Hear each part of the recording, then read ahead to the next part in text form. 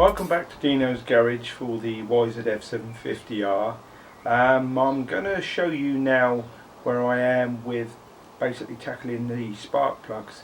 So because I've taken the petrol tank off and that's in the processes of being sorted, I figured, right, let's take the air box off, let's get into where we need to be to do the spark plugs. Now actually it's not that straightforward doing the spark plugs with this particular bike, because you have the radiator sat in front and the engine leans forward at quite an angle, so you really have to sort of get right in over the top inside the frame, and I'll show you that now. Let's have a look.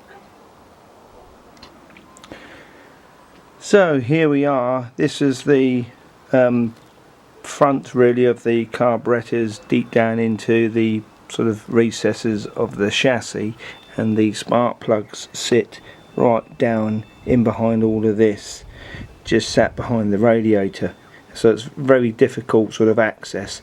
One thing that you will have to do is take this off. Right, so looking down in here, this is one of the spark plug caps here, and obviously you got, I think it runs 1, 2, 3, 4, but they're numbered on here anyway, and they're color coded. So it goes white, blue, red, yellow from left to right as you look as I am. So that's white, blue, red, yellow, and I know that the right hand one, yellow, is number 4. I'm assuming it runs 1, 2, 3, 4, but that's not necessarily the case. And there was a lot of debris sat down in the recesses of the spark plug chamber. So basically, if I pulled all these caps off and started to remove the spark plugs, all of that dust and dirt and debris is just going to fall down into the top of the engine. So I started to hoover all this out, and I'll just show you a little tip that I've sort of adapted, and I've used this before. So basically, you've got a hoover. This is my trusty old hoover that I use for the garage. Once I clean it out and remove and knock out the dust, it really has got a decent vacuum. So as you can see, that's the normal fitting on the end. I got what I could using that.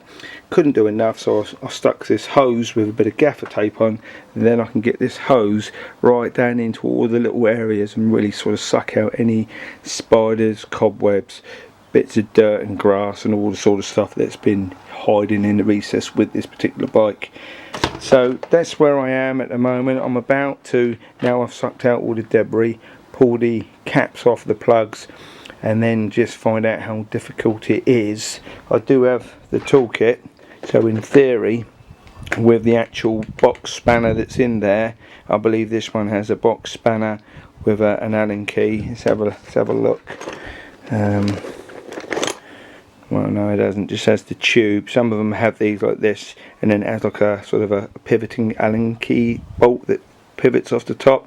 Then you get a socket on that Allen bolt, and then you undo it. But this just looks like it has the tube that drops in, and then hopefully I can just undo them spark plugs and get them out. So we're about to find out how easy or difficult that actually was. Right, what I've decided to do, because the spark plug caps are just too difficult to pop off the top by coming in from that top part, what I'm actually going to do is remove the rad. At least if I remove the rad, it helps for me to sort of look at the rad, make sure the rad's fine. I'm going to have to drain the fluid anyway and put new fluid in there. And I think whilst I'm at it, once I've done the plugs, change the plugs, I shall also then check the valve clearances. At least once I know the valve clearances are good, the spark plugs are done, then if there's any issues really, then we come back to carburation and clean carburetors and balancing, etc. So it all kind of starts from here anyway. So yeah, I'm going to start undoing these hoses and get this radiator off.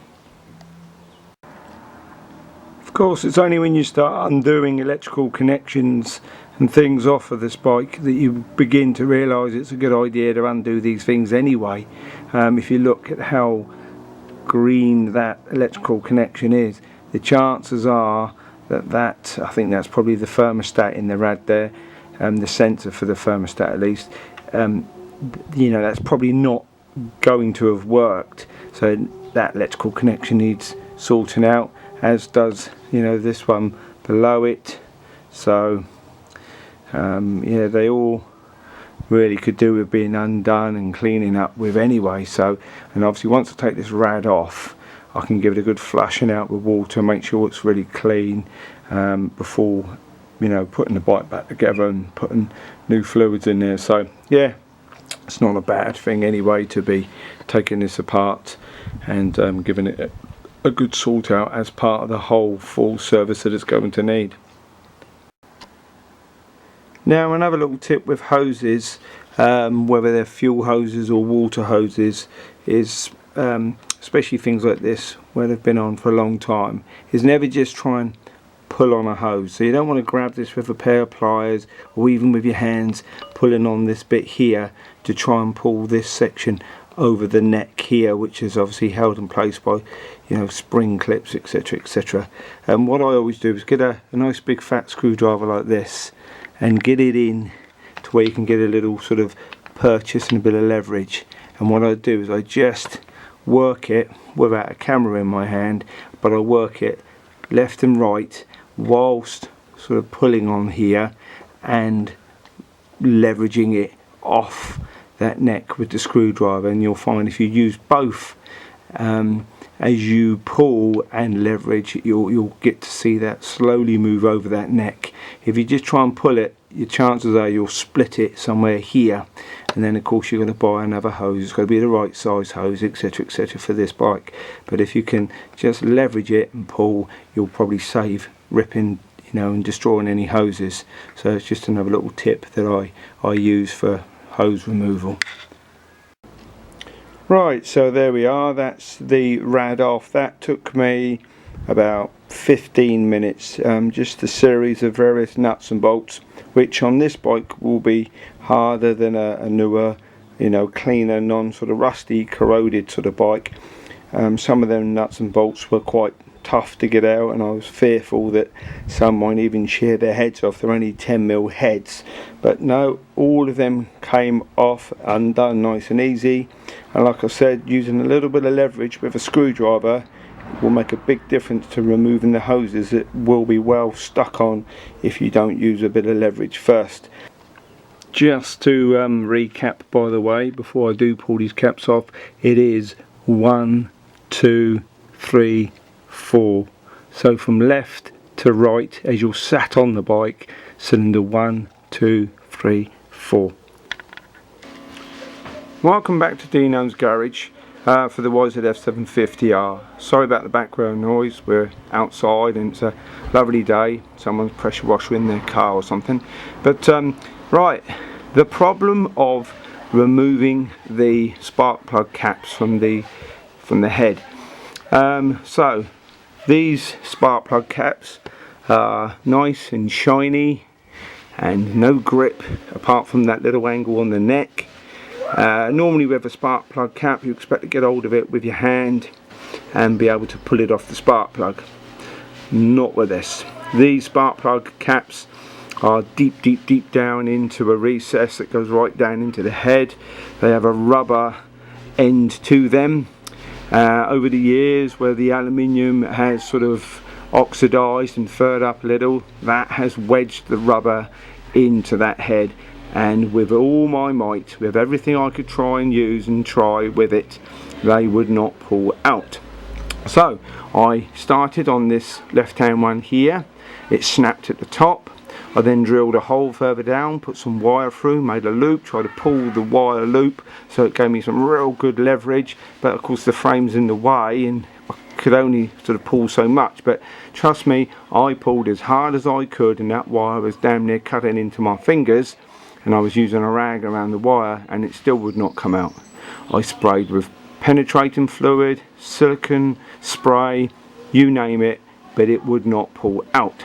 So I took the last resort really of sort of breaking it, smashing it, because it's made of like a Bakelite, very brittle type of plastic. It's not plastic, I think it's, you know, it is Bakelite. And yeah, it's very brittle, it breaks everywhere, it sort of breaks into pieces. So I got it down to the rubber, then started to dig the rubber up, it'll end up looking something like this. So you can just about see, bring this into the light, all these pieces of rubber. That's the rubber that sits at the end, goes right down into the head, and that basically fuses into the head, and that's why it's so difficult to remove. In theory it protects the spark plug, and in theory will make it easier for me to remove the spark plug, because in theory the spark plug won't be seized into the sort of recesses of the top of the engine there. But this was a nightmare to remove. Basically I used pliers, picks, screwdrivers, you name it, whatever tool I could use to get these bits out. The best tool to use is this tube, which is attached to this hoover, because as you start to pick all these bits out, you then have to suck them out with the tube, clear the way, and then continue to get in any other bits out. Now I've done two, they both snapped, and I used a similar sort of method for both. Now with these other two, which have been sat there for all week now, I've sprayed with silicone fluid and penetrating fluid during the week, let that go down and try to play the patient game. Before snapping these necks off by trying to pull them out, I've gripped around the top of these and sort of rotated my adjustable pliers to try and swivel this neck round, so obviously the rubber's turning at the bottom, and in theory that's sort of freeing as I've sprayed penetrating fluid and stuff in there.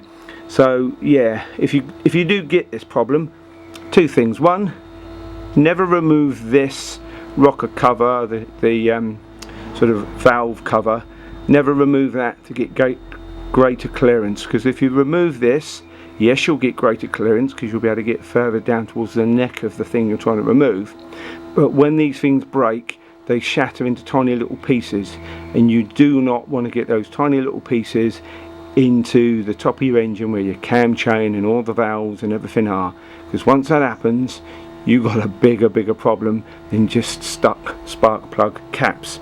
So my advice, never remove this, find a way of doing it without removing this. I can't reiterate that enough.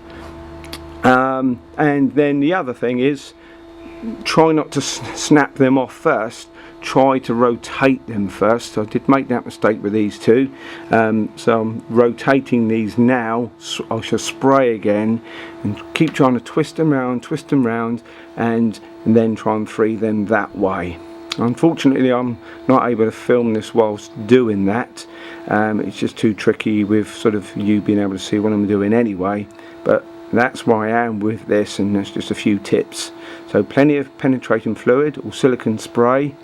If you have to resort to it, snap them off and dig out the screwdrivers all the way down to that rubber cap, and then dig everything out so you're left with just a spark plug. But having a decent vacuum with a tube to keep sucking those bits out, a bit like a dentist does when they're drilling out your teeth, will absolutely, you know, sort of work wonders for you and be a great benefit. So I'm just about to continue to spray these and continue to twist them, and then see if I can actually pull them out, or whether they'll just end up snapping out as well as, but I'm, you know, slightly optimistic. Right, so good news with this side. This plug actually popped off the cap. I think part of the reason for that is actually that you've got this section in between the cylinder head on the YZF750, or should I say the cam cover. That obviously means that the water, the rainwater, doesn't run all the way through from one side to the other when it's just sat there, and it doesn't drop down the channels and cause more corrosion. So any water that does get into this side runs out and drops down off this side, because the bike's obviously on its side stand. So the other side is the opposite. The water runs and sits in that sort of recess. So I think that's why this one's been a bit easier. I did turn it, it did snap, the top of the head did snap off even though I twisted it, but it eventually looked like it was starting to pull. As I was pulling this, the head snapped off. I got a grip hold of it again, and I just slowly pulled it, and it actually popped out the rubber.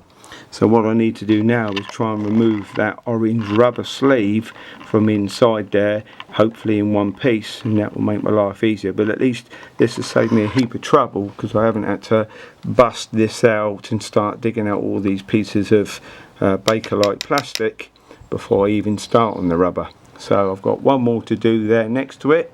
Hopefully that won't snap, and also that will pop out, but the rotating definitely seems to help. So that's my advice, is try and get a grip and rotate first, with plenty of lubrication in there to help move things. So there we go, that's the two caps pulled off, popped out them rubbers this side. Unfortunately the rubbers didn't come with it. As you can see, one has the broken neck, but it still had enough just to get a grip and pop that out, and the other one I kept rotating, being patient, and eventually it did pop out the rubber. So brilliant news, only came out in just two pieces. So the first piece came out as I was using the screwdriver and broke off. Then I used these long nose pliers. So there we have it, that is all four caps now removed, and all of these rubbers. Just to reiterate something on the YZF750R, if you are finding that you have got these plug caps stuck because the bike's been sat for so long, this is obviously a good section that's been removed. This is what you'll see at the very top of the cam cover, this section here, this little orange bit here, and this is all the way down at the very base, sat on top of the spark plug sort of hex nut, if you like, that you're going to get your tube spanner over to remove the spark plug. So you've got that much sat that deep down that you've got to remove. So you can see just why they are so difficult to remove if they've been there for a long time.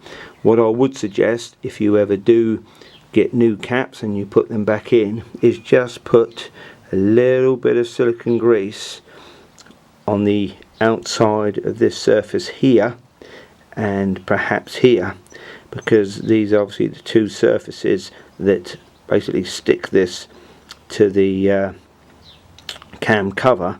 So yeah, that will sort of help pay to remove them at a later date. So there we have it, removal done, but definitely, as you can see by the mess here, not an easy task. I hope this video has helped and saved you guys a lot of time.